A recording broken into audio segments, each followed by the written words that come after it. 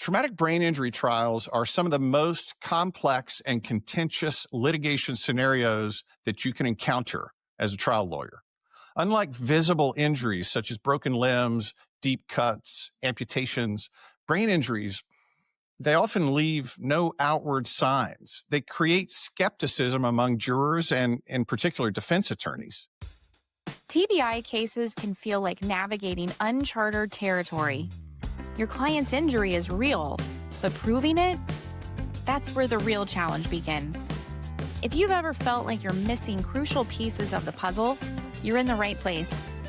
Welcome to Winning the TBI Case, where Tom Crosley shares the insights he's gained from over 60 injury trials. Not just the victories, but the lessons learned along the way that make all the difference. This is practical wisdom from someone who's been in your shoes and found a path forward. Winning the TBI Case. Strategy, science, and storytelling. Let's join Tom as he breaks down the fundamental challenges of representing clients with invisible injuries. Welcome to Winning the TBI Case, the podcast dedicated to providing practical, powerful insights into litigating traumatic brain injury cases. I'm your host, Tom Crosley, and over the course of this podcast, we're going to dive deep into the essentials of TBI litigation, exploring key strategies, challenges, and expert advice that will help you as a lawyer confidently represent clients who have suffered traumatic brain injuries. Traumatic brain injury trials are some of the most complex and contentious litigation scenarios that you can encounter as a trial lawyer. Unlike visible injuries such as broken limbs, deep cuts, amputations, brain injuries, they often leave no outward signs. They create skepticism among jurors and, in particular, defense attorneys. Addressing this invisible nature of the injury requires some sophisticated strategies, and some of those strategies aren't the kind that you would think of naturally. These cases require some detailed preparation, particularly when defense counsel leverages ambiguity in the case to challenge the legitimacy of the claim itself. And that's the trick with a TBI case. Because the invisible nature of the injury, jurors are often left with this void of information. And so if they prejudge the plaintiff based on what they see, which is a normal looking person externally, then jurors can very quickly leap to the conclusion that the person must not be that hurt. So we as plaintiff lawyers representing TBI victims, we have to figure out how to counter those normal human reactions to first impressions, right? How can we guard against the first impression our client will make when they look so normal? And so during the life of this podcast, we're going to cover some of the things that I've learned over the last 15 to 20 years of focusing my practice on TBI cases. Understanding traumatic brain injury. As a lawyer handling these cases, you've got to have a fundamental understanding of TBI. So every single medical specialty has its own discrete definition of TBI. But the most famous definition of all starts with the American Congress of Rehabilitation Medicine. And back in 1993, they came up with a mild TBI definition. By the way, they updated it in 2023. It's way more complicated now. But I'm going to give you the essential definition that all of them use. And it's basically this. A TBI occurs when an external force significantly disrupts normal brain function. That's it. A significant disruption of normal brain function due to an external force. There's lots of things that some of the various medical specialties will look into more deeply about, what were the symptoms? What did the imaging show? And as a lawyer, you're going to look into what evidence can you develop through the life of your case to clearly show that you meet that threshold definition of a traumatic brain injury. So this injury is very common in the United States. It happens primarily from car accidents among the most patient population. In older people, it's primarily through falls. It also is workplace accidents, sports-related trauma, assaults, and the list goes on. TBIs are typically categorized into mild, moderate, and severe. And the nuances matter not so much for what's happening to your client, but for helping we lawyers predict and project long-term outcomes related to TBI.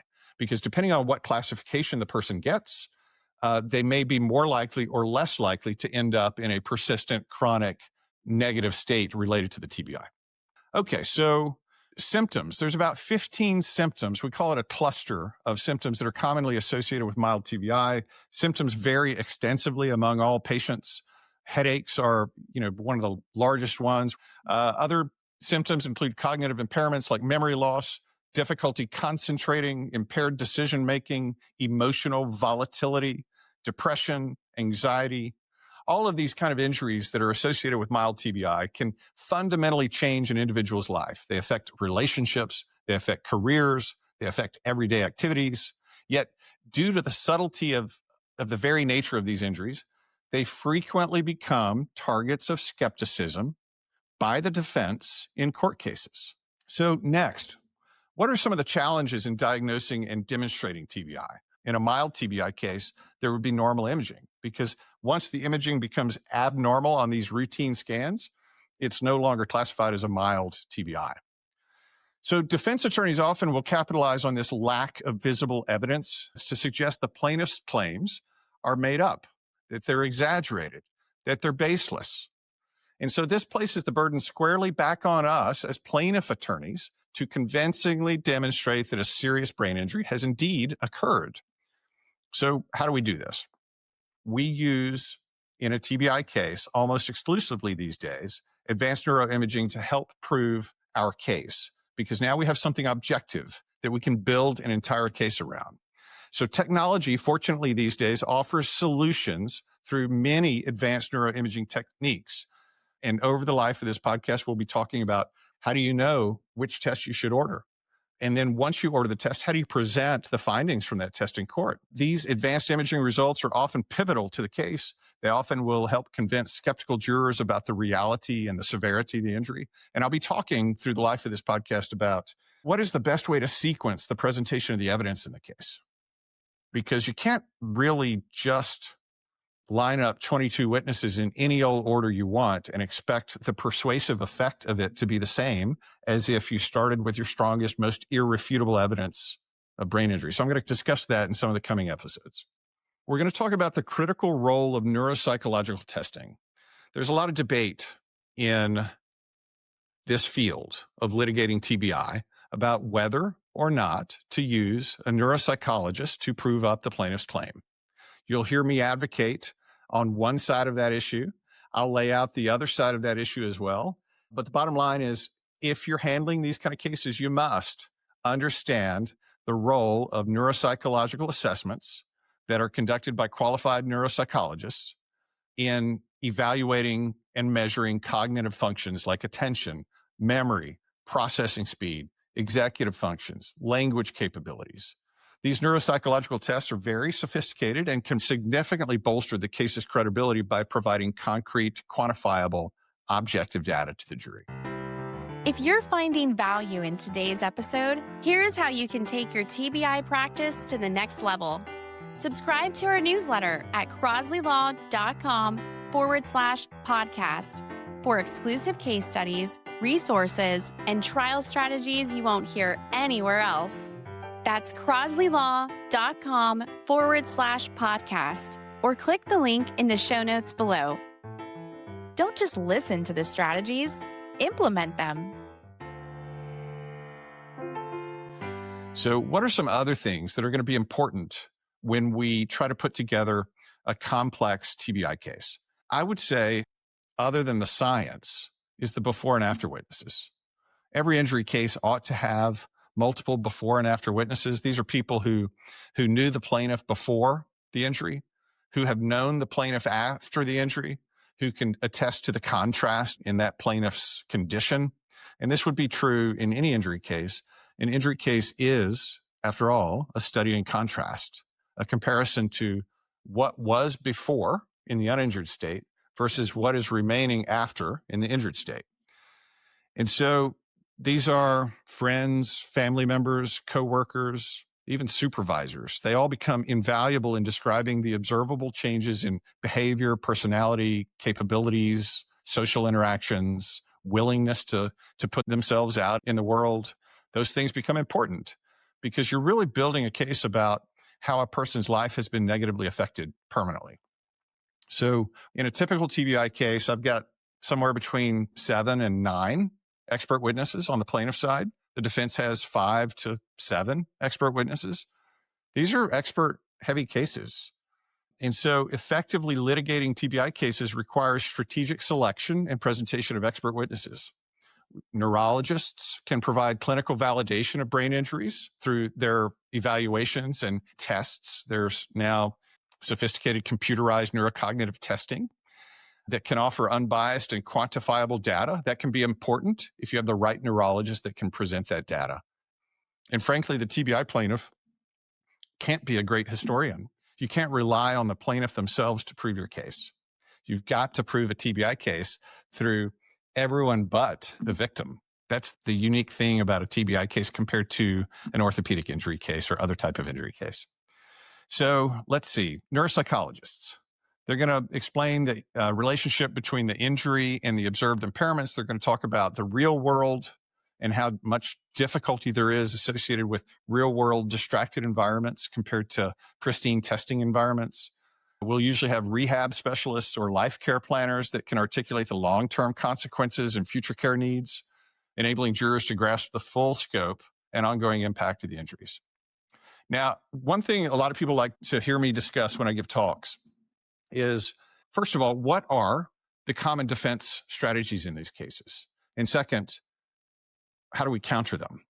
Defense tactics in TBI litigation often include claims of pre-existing conditions, pre-existing depression, pre-existing anxiety disorder, exaggeration, faking, inconsistencies in the plaintiff's testimony. It's all in their head. It sounds like I'm joking, but often the defense is, hey, this is all in their head. It's not real. It's made up.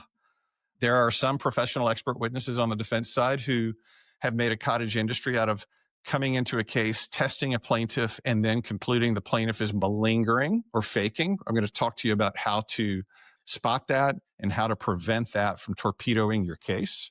And essentially, anticipating these strategies, these defense strategies, is vital. We've got to be meticulously prepared, and we've got to have a well-constructed narrative grounded in robust evidence and credible witness testimony. Because the defense folks, they never interview all the before and after witnesses. They don't do the collateral interviews. They frankly don't have access or don't seek access to all the people in the plaintiff's life that were affected and have observed the injury. And so that's something they're never adequately able to address. And so we'll talk about some of their Achilles heels or the soft underbelly of the defense positions in these cases. And I've seen a bunch of them over 15 to 20 years of doing this. So we've got to figure out how to quantify damages and how to present them effectively. We're going to cover that in a future episode. Often in a mild TBI case, there's not a whole lot of medical expense. There's really not a whole lot that medical doctors could do for the person. Sometimes it's prophylactic medications for headaches. Sometimes it's cognitive or behavioral therapy.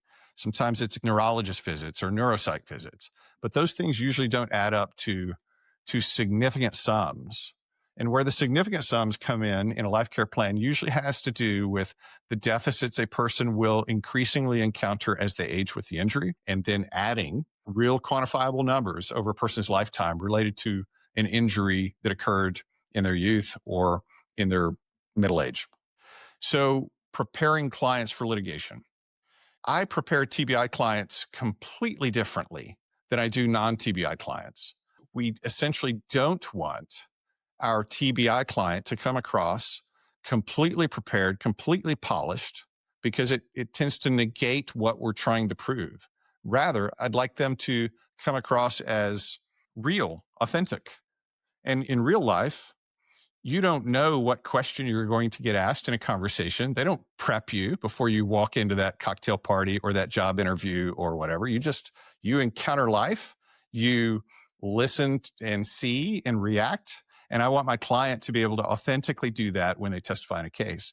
In future episodes, we will explore crucial topics such as advanced neuroimaging techniques, which ones to use and how to effectively use them, strategic expert witness selection, effective countermeasures on defense arguments, persuasive jury communication, how to maximize the damages in these cases, what are the best ways to prep clients.